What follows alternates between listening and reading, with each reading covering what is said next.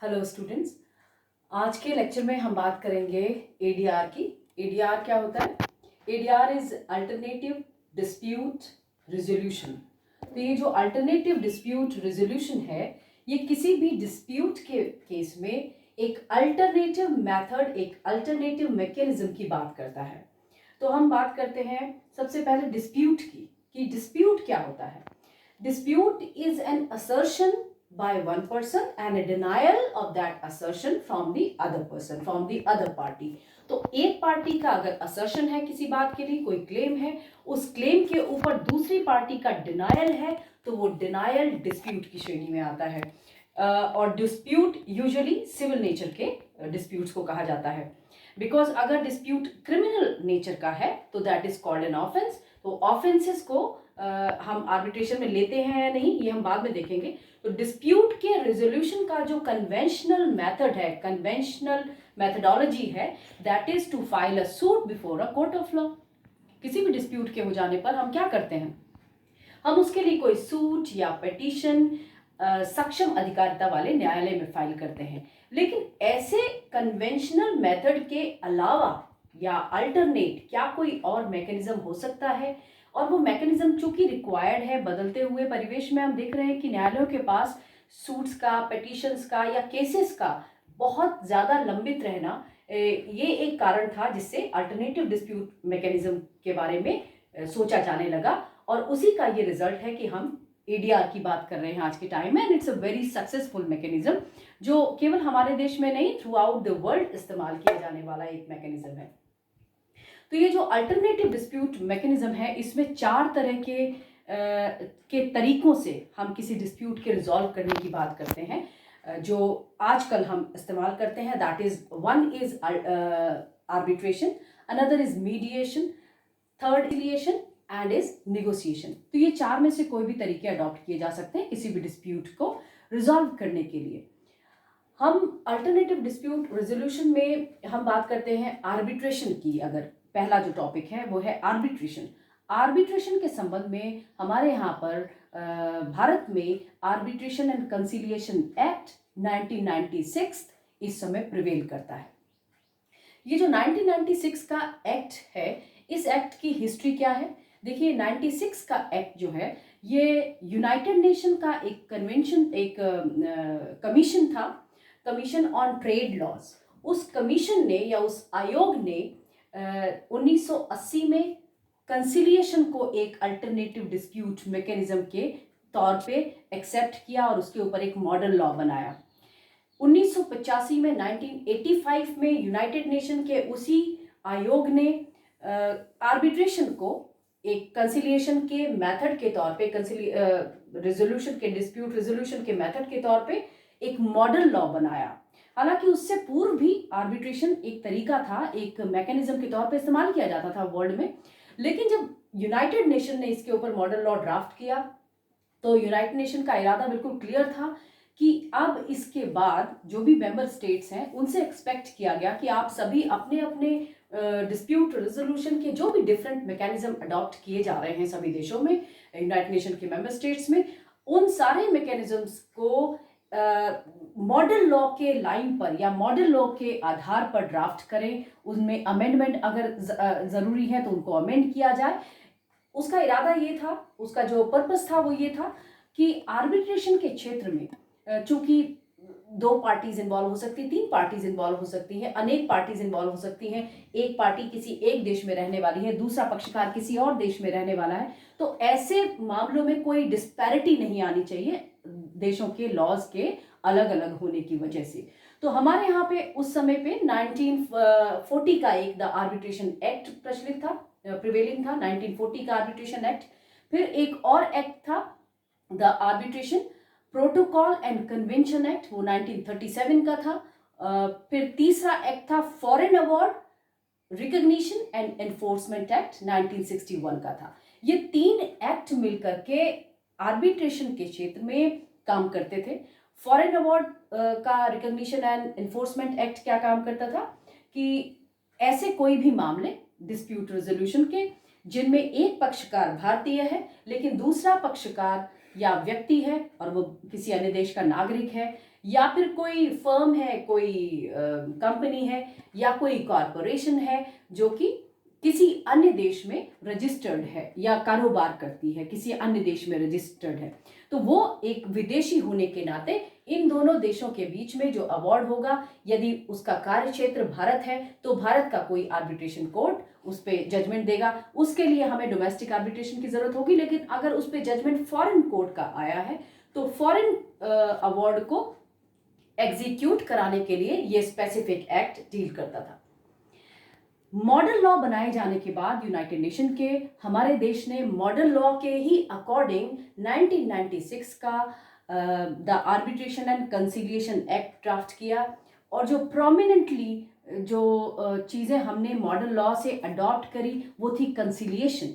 इसमें कंसिलिएशन को पहली बार इंट्रोड्यूस किया गया आर्बिट्रेशन एंड कंसिलिएशन एक्ट में। बहुत कॉम्प्रिहेंसिव एक्ट है क्योंकि वो तीनों एक्ट को मिला दिया गया है और आर्बिट्रेशन से संबंधित अब कोई विधि इसके अतिरिक्त हमें रिक्वायर्ड नहीं है। This act consist of all the acts relating to arbitration. 86 section है इस एक्ट में पूरे और 4 भागों में इसको बांटा गया है। पहला जो भाग है इसका वो डोमेस्टिक आर्बिट्रेशन से संबंधित है। डोमेस्टिक आर्बिट्रेशन का मतलब है कि भारत के अधीन जो भी आर्बिट्रेशन के मैटर्स हैं ये उन मैटर्स पर डील करेगा। उन मैटर्स में जो आर्बिट्रेटर्स अपॉइंट किए जाएंगे, उनमें जो अधिकारिता होगी, उनका जो जुरिस्डिक्शन होगा वो इस एक्ट के इस पार्ट 1 के अधीन होगा। पार्ट 2 इसका संबंधित है इंटरनेशनल आर्बिट्रेशन। इंटरनेशनल की जब हम बात करते हैं तो हमेशा इंटरनेशनल कमर्शियल आर्बिट्रेशन होता है। आपके देश के मैट्रिमोनियल मैटर्स को भी ये उठा सकता है डोमेस्टिक आर्बिट्रेटर, लेकिन इंटरनेशनल मैटर्स को उठाएगा तो केवल और केवल कमर्शियल आर्बिट्रेशन को उठाएगा। इंटरनेशनल कमर्शियल आर्बिट्रेशन जो कि जिनेवा और न्यूयॉर्क दो कन्वेंशंस इस तत्कालीन जो प्रचलित थे, उन्हीं कन्वेंशंस को हमने पार्ट 2 में जगह दी है। तीसरा भाग जो कि कंसिलिएशन को पहली बार इंट्रोड्यूस करता है हमारे आर्बिट्रेशन एक्ट में, वो तीसरे भाग में है कंसिलिएशन से संबंधित प्रावधान। और चौथा भाग मिसलेनियस या पूरक उपबंधों की बात करता है। तो हम सबसे पहले बात करेंगे हमारे 1996 के आर्बिट्रेशन एंड कंसिलिएशन एक्ट के सैलिएंट फीचर्स की। इसके इंपॉर्टेंट प्रोविजंस क्या हैं या वो प्रोविजंस वो फीचर्स क्या हैं जो कि पहले के एक्ट से फर्क है या जो बहुत इंपॉर्टेंट है आपको जानना। हम स्टार्ट करते हैं सबसे पहले तो कि ये कॉम्प्रिहेंसिव एक्ट है। ये एक्ट इंक्लूड करता है इससे पूर्व के बाकी सारी संविधियों को और मिलाकर के दिया गया एक एक्ट है जिसमें वो सारी संविधियां इंक्लूडेड है। दूसरी बात है कि ये एक्ट जो है कंसिलिएशन को पहली बार इस एक्ट के द्वारा इंट्रोड्यूस किया गया है, वो भी आपने सुन लिया। तीसरी बात ये कि अवार्ड या सेटलमेंट को इसमें डिक्री का स्तर दिया गया। देखिए ये बहुत इंपॉर्टेंट बात है कि हमने जब आर्बिट्रेशन के बारे में सोचा, एक अल्टरनेटिव रेमेडी के बारे में, कि ये न्यायालयों से अलग ऐसा फोरम गठित किया जाए जो कि विनिश्चय का काम कर सके डिस्प्यूट के केसेस में। तो उस समय तक चूंकि मैटर्स को देखते हुए, उस समय की ज़रूरत को देखते हुए, इनके पास में जो आर्बिट्रेशन के कोर्ट्स होते थे या आर्बिट्रेटर्स होते थे, उनके पास अपने अवार्ड को एग्जीक्यूट कराने के लिए न्यायालय के अप्रूवल की ज़रूरत होती थी। यानी वो जो अवार्ड पारित करते थे, आर्बिट्रेटर के द्वारा दिए गए निर्णय को अवार्ड कहा जाता है, हिंदी में से पंचाट कहा जाता है। तो वो जो निर्णय आर्बिट्रेटर ग्रांट करते थे, उस निर्णय को फिर से उस जगह के जहाँ भी जिस भी जुरिस्डिक्शनल एरिया में वो आर्बिट्रेटर अपना कोर्ट कंडक्ट करता था, आर्बिट्रेटर का ट्राइब्यूनल एग्जिस्ट होता था, वहाँ के जिला न्यायालय जो कि सक्षम अधिकारिता वाला प्रथम न्यायालय होता था, उस न्यायालय में उसे फाइल किया जाता था उस अवार्ड को, और उस अवार्ड के ऊपर न्यायालय एक डिक्री ग्रांट करता था। फिर वो डिक्री एग्जीक्यूट की जाती थी, क्योंकि स्वयं में इस पंचाट का या इस अवार्ड का स्टेटस डिक्री जैसा नहीं था। इसे स्वयं में एग्जीक्यूट किए जाने का अधिकार नहीं था। ये फर्क जरूर किया गया 1906 के एक्ट में कि अब ये अवार्ड का स्वयं का नेचर, मतलब ये जो अवार्ड ये आर्बिट्रेटर ग्रांट करेगा पक्षकारों के आर्बिट्रेशन के बाद में उस अवार्ड को डिक्री का स्तर प्रदान किया गया है। फिर बात है कि पक्षकारों की स्वतंत्रता पे इस एक्ट में ज़्यादा जोर दिया गया है। पक्षकार स्वतंत्र हैं और इसी से रिलेटेड एक और बात आपको जानना चाहिए, वो ये कि आर्बिट्रेशन आप दो तरह के पाएंगे। एक तो आर्बिट्रेशन ट्राइब्यूनल्स, एक तो वो ट्राइब्यूनल्स जो कि संविधियों के द्वारा बनाए जाते हैं, जो कि किसी एक्ट के द्वारा कॉन्स्टिट्यूट किए जाते हैं, जैसे टैक्स का ट्राइब्यूनल है, इलेक्शन कमीशन है। ये एक एक्ट है जिस एक्ट ने इसको कॉन्स्टिट्यूट किया है और उसी संविधि में उनके प्रोसीजर से संबंधित जो भी प्रावधान है वो दिए गए हैं।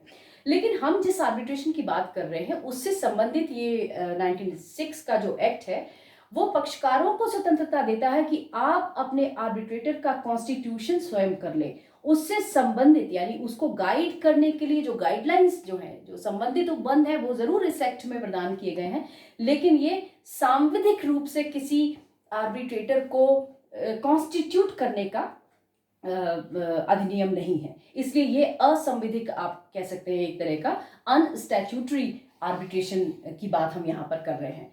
तो पार्टीज फ्री हैं कुछ भी करने के लिए। कुछ भी से मेरा तात्पर्य है कि यदि किसी भी मामले में आपको पता है कि कॉन्ट्रैक्ट एक्ट कहता है कि पक्षकार जो 18 वर्ष के हैं, कॉम्पिटेंट है, वो एक दूसरे के साथ में किसी भी संबंध में जो कि विधि जिसको रोकती ना हो अग्री कर सकते हैं, कोई भी कॉमर्स कर सकते हैं, ट्रेड कर सकते हैं या अदर किस्म से राइट्स एंड लायबिलिटीज ऑब्लिगेशन को ट्रांसफर कर सकते हैं। इसी प्रकार से यही पक्षकार ये भी तय कर सकते हैं कि अगर उन राइट्स और लायबिलिटी के ट्रांसफर में फ्यूचर में कोई डिस्प्यूट अराइज हो जाए तो ऐसे डिस्प्यूट के होने पर अगर ये दोनों पक्षकार मिलकर ये तय करते हैं कि this third person will be N arbitrator, तो इन दोनों का बनाया हुआ मैंडेट ही पर्याप्त होगा कि वह व्यक्ति ऐसे डिस्प्यूट के उत्पन्न होने पर आर्बिट्रेटर का काम करेगा और एज एन आर्बिट्रेटर उस पर अवार्ड पारित करेगा और उस अवार्ड का अपील नहीं होगा। देखिए ये भी इंपॉर्टेंट है कि आर्बिट्रेटर के द्वारा दिया गया पंचाट अपीलेबल नहीं होता है। जैसे कि लोक अदालत के द्वारा दिया गया फैसला अपीलेबल नहीं होता, उसकी अपील नहीं की जा सकती स्वयं में, वो फैसला बाइंडिंग होता है पक्षकारों के ऊपर। फिर ये बात है कि इंटरिम ऑर्डर्स न्यायालय ग्रांट कर सकता है, आर्बिट्रेशन कोर्ट भी ग्रांट कर सकता है। देखिए इंटरिम ऑर्डर्स कोर्ट भी ग्रांट कर सकता है। वो कैसे? सेक्शन 8 कहता है कि जब न्यायालय के सामने कोई ऐसा मामला आता है जहां न्यायालय को लगता है कि उस मामले को आर्बिट्रेशन के सामने रेफर किया जा सकता है। जैसे आप सीआरपीसी में देखिए सेक्शन 320 कहता है कंपाउंडेबल, नॉन कंपाउंडेबल और compoundable with the permission of the court, इस तरह के मामले।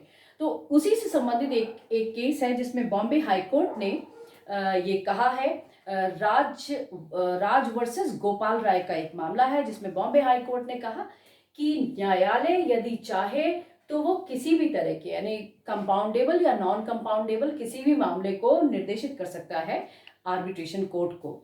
अदरवाइज आर्बिट्रेशन कोर्ट के सामने जो मामले जाते हैं वो सिविल इन नेचर होते हैं और छोटे अपराधों के मामले भी आर्बिट्रेशन कोर्ट के सामने जा सकते हैं। That means compoundable offences court refer कर सकता है।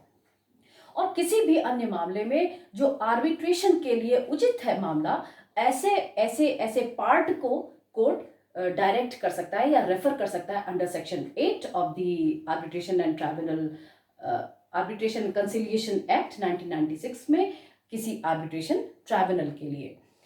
तो ये कहता है। और हाँ, न्यायालय इंटरिम ऑर्डर कैसे कर सकता है कि जब न्यायालय उसको ग्रांट करता है तो इट इज तो अगर किसी मामले में प्री रिक्विजिट है कि कोर्ट ऑर्डर करे कि उस मामले को या उस किसी बात को स्टेटस को मेंटेन करना है या वहीं का वहीं रोकना है, so long as there is a decision given by the arbitration court regarding it, arbitration tribunal regarding it, तो कोर्ट उस मामले में एक इंटरिम ऑर्डर पास कर देगा अंडर सेक्शन 9। वैसे ही आर्बिट्रेशन ट्राइब्यूनल के पास भी ये अधिकारता है, ये शक्ति है कि वो सेक्शन 17 के अधीन एक इंटरिम ऑर्डर किसी भी आर्बिट्रेशन के मामले में पारित कर सकता है। जब तक कि वो अंतिम पंचाट नहीं देता तब तक के लिए वो अंतरिम पंचाट दे सकता है, इंटरिम ऑर्डर्स ग्रांट कर सकता है। फिर ये बात करता है yes the order should be reasonable, the awards given by the arbitration court must bear a reason of the finding. जो भी विनिश्चय किया जाता है आर्बिट्रेशन कोर्ट के द्वारा, उसका रीजन दिया जाना आवश्यक होता है। ये अवार्ड अपने आप में अपीलेबल नहीं होता है, लेकिन इसे सेटिसाइड करने के लिए कोर्ट में सूट किया जा सकता है। इस अवार्ड को सेटिसाइड करने के लिए पक्षकार, जो भी पक्षकार चाहे दोनों में से पीड़ित पक्षकार, वो न्यायालय में सूट कर सकते हैं। फिर ये बात है कि इस 96 के एक्ट में कोर्ट का इंटरवेंशन बहुत लिमिटेड कर दिया गया है। कोर्ट के इंटरवेंशन को कम करने का तात्पर्य या पर्पस ये था कि ज़्यादा फ्रीडम के साथ, क्योंकि ये एक ऐसा मेथड है, ऐसा मैकेनिज्म है, पक्षकार फ्री होते हैं वो किस तरह का प्रोसेस इन्वॉल्व करना चाहते हैं, अडॉप्ट करना चाहते हैं बाय देमसेल्व्स, क्योंकि पूरा कार्रवाई का खर्चा पक्षकारों को स्वयं बियर करना पड़ता है। न्यायालय, आपको पता ही है कि ड्यू टू वेरियस रीजंस, क्योंकि न्यायालय का जो प्रोसेस है, काम करने का जो प्रोसीजर है, वो बहुत फाइन ट्यूनिंग के साथ नेचुरल जस्टिस के वो बनाया गया है। वो एक सेट प्रोसीजर है। प्लीडिंग एग्जॉस्ट होने के बाद ही बाकी चीज़ें यानी हियरिंग स्टार्ट की जा सकती है। तो जब तक प्लीडिंग एग्जॉस्ट नहीं की जाती, हियरिंग पे बात किसी भी सिविल मैटर में नहीं जाती। लाइकवाइज क्रिमिनल प्रोसीजर की भी अपनी रिक्वायरमेंट है, वन आफ्टर अनदर प्रोसेस को फॉलो करना जरूरी होता है। लेकिन ये अल्टरनेटिव मैकेनिज्म के इवॉल्व होने का जो प्राइमरी पर्पस था, वो यही था कि हम इस प्रोसीजर को थोड़ा कट शॉर्ट कर सके to the convenience of the parties. पक्षकार चाहते हैं तो वो उस प्रोसेस को कट शॉर्ट कर सकते हैं, क्योंकि ऐसा कोई प्रोसेस डिजाइन ही नहीं है। वो ये सीपीसी के प्रावधान एप्लीकेबल नहीं है आर्बिट्रेशन के ऊपर, एविडेंस के प्रावधान एप्लीकेबल नहीं है। पक्षकार जैसे चाहे वैसे व्यवस्था कर सकते हैं। देखिए, पक्षकार फ्री हैं आर्बिट्रेटर को अपॉइंट करने के लिए। तो आपका जो एक्ट है वो गाइड करता है सिर्फ ये कि आर्बिट्रेटर हमेशा विषम संख्या में होने चाहिए, सम संख्या में नहीं होने चाहिए। उसके पीछे एक पर्पस है कि ओपिनियन इक्वली डिवाइड नहीं होना चाहिए। जब जजमेंट पे अराइज होते हैं, जब एक विनिश्चय पर पहुंचता है आर्बिट्रेटर, तो कहीं ऐसा नहीं हो कि 2 और 2 4 अगर आर्बिट्रेटर हैं तो वो बराबर बराबर हो सकते हैं। तो they has to be an odd number of arbitrator in any arbitration proceeding. तो यदि पक्षकार ज्यादा आर्बिट्रेटर को चुन नहीं पाते हैं तो सोल आर्बिट्रेटर भी हो सकेगा। ये भी आपका एक्ट कहता है, सेक्शन 10 कहता है कि एक सिंगल आर्बिट्रेटर भी हो सकेगा। अदरवाइज पक्षकार फ्री हैं कि वो दोनों पक्षकार चाहे तो अपना अपना एक आर्बिट्रेटर चुन सकते हैं, और वो दोनों आर्बिट्रेटर मिलकर एक प्रिसाइडिंग आर्बिट्रेटर को चुन सकते हैं। ये जो प्रिसाइडिंग आर्बिट्रेटर है वो किसी भी डिवीजन ऑफ ओपिनियन में अपना एक प्रिसाइडिंग वोट दे करके मामले का विनिश्चय कर सकता है।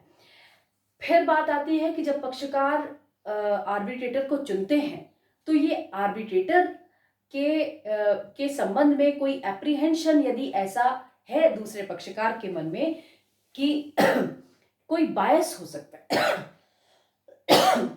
या कोई ऐसा ग्राउंड एग्जिस्ट करता है जिसको देख करके उसको लगता है कि किसी भी तरह का फ्लॉ या डिफॉल्ट नेचुरल जस्टिस के प्रोसेस में हो सकता है। देखिए, आर्बिट्रेशन का पूरा प्रोसेस जो है वो सीपीसी या एविडेंस से गवर्न नहीं होता, लेकिन नेचुरल जस्टिस रिक्वायरमेंट होती है इसकी। तो सेक्शन 12 कहता है कि 11 में अपॉइंटमेंट की बात की गई है ना, आर्बिट्रेटर को अपॉइंट कर सकते हैं पक्षकार। तो 12 कहता है कि चैलेंज किया जा सकता है पक्षकारों के द्वारा किसी आर्बिट्रेटर के ऊपर। वो चैलेंजेस करने के ग्राउंड हो सकते हैं बायसेस। तो बायसेस चूंकि नेचुरल जस्टिस कहता है कि तीन तरह के हो सकते हैं।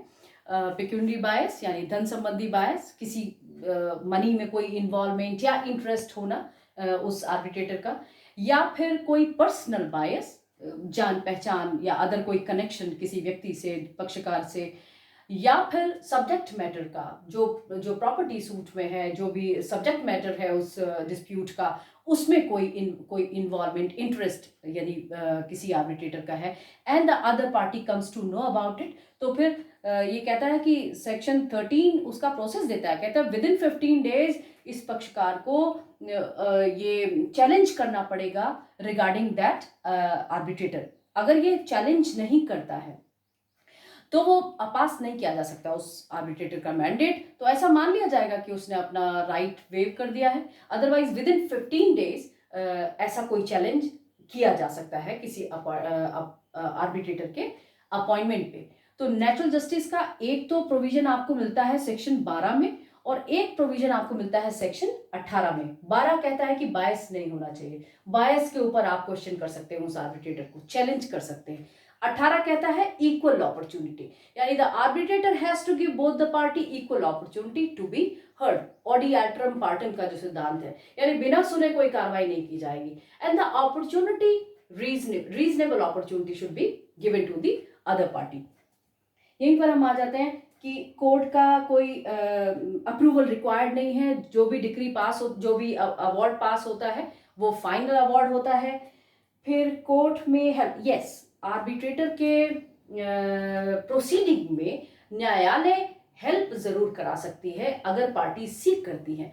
वैसे ही अगर पक्षकार ऐसा सीक करते हैं, सपोज दो पक्षकार हैं जो कि माइन से रिलेटेड कोई डिस्प्यूट है माइनिंग से, और उनको माइनिंग से रिलेटेड कोई एक्सपर्ट उनके जानकारी में नहीं है, कोई आर्बिट्रेटर वो लोग चुन नहीं पाते हैं, तो फिर आर्बिट्रेशन के ऐसे इंस्टीट्यूशंस एग्जिस्ट करते हैं जिन इंस्टीट्यूशन में जाकर के, जो कि ट्रिब्यूनल नहीं है लेकिन उनके पास ऐसे चुनिंदा लोगों की लिस्ट जरूर है जो कि आर्बिट्रेटर की भूमिका निभा सकते हैं, जिनका एक्सपर्टीज है उन स्पेसिफिक फील्ड्स में। तो कोई लंबा अनुभव है as an administrator in that field, तो ऐसे व्यक्ति वहां पे आर्बिट्रेटर, तो वो आप इंस्टीट्यूट से हेल्प लेंगे तो वो नामित कर सकते हैं इस तरह के आर्बिट्रेटर को। तो आपको न्यायालय भी हेल्प कर सकती है पक्षकारों को आदेशिकाओं को जारी कराने के लिए इस पूरे प्रोसेस में। वैसे ही ऐसे इंस्टीट्यूशंस हेल्प कर सकते हैं, क्योंकि ये जो मोड है ये कोर्ट्स की भी एक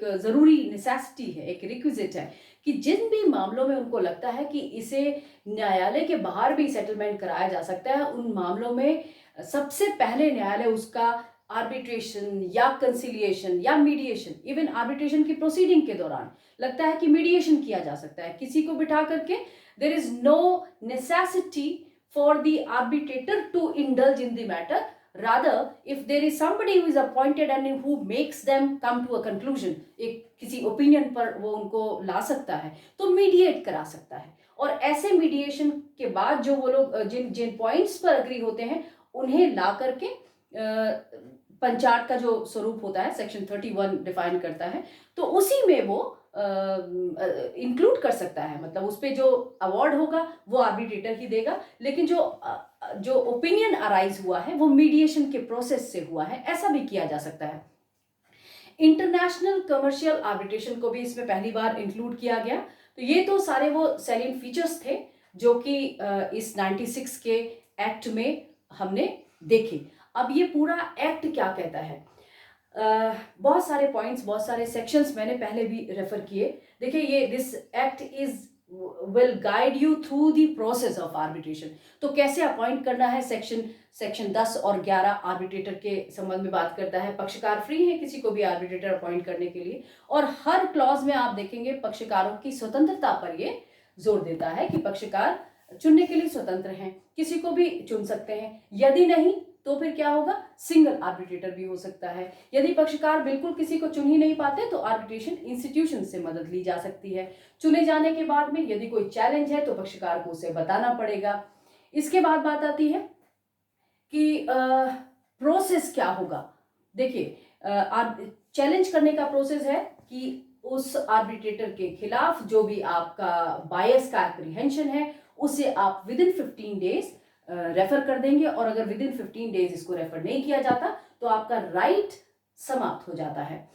इसके बाद बात आती है कि आर्बिट्रेटर अपनी स्वयं की अधिकारिता पे भी निर्णय ले सकता है। सेक्शन 16 कहता है कि आर्बिट्रेटर के सामने यदि ये प्रश्न आए कि इस मैटर में आर्बिट्रेशन का प्रोसेस किया जा सकता है नहीं, तो इस पे निर्णय लेने का अधिकार भी उसी आर्बिट्रेटर को होता है। सेक्शन 17 आर्बिट्रेशन प्रोसेस में आर्बिट्रेटर को इंटरिम मेजर्स या इंटरिम अवार्ड भी ग्रांट करने के बारे में राइट देता है। 18 इक्वालिटी की बात करता है। सेक्शन 18 जो हमने 12 और 18 को आपको एक साथ पढ़ना है, जो आपको पहले ही बताया कि 18 कहता है कि दोनों पक्षकारों को ऑडी एल्ट्रम पार्टिव का सिद्धांत है, दोनों पक्षकारों को सुनने के बाद ही कोई निर्णय किया जाएगा। सेक्शन 19 कहता है कि सीपीसी या एविडेंस के जो नियम है, जो क्लॉजेज हैं, वो एप्लीकेबल नहीं होंगे, यानी ये दोनों एक्ट एप्लीकेबल नहीं होंगे। तो ये आर्बिट्रेशन का जो